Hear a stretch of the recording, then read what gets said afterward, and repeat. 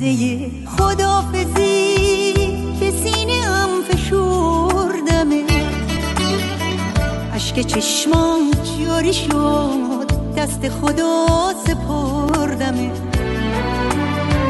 دل من راضی نبود به این جدای نازنین. عزیزم منو ببخش اگه یه وقت آزردمه. گفتی من قصه نخور، میرم و برمیگردم، هم سفر پرستوها میشم و برمیگردم. گفتی تو هم مثل خودم غمگینی از جدایی، گفتی تا چشم هم بزنی میرم و برمیگردم. عزیزی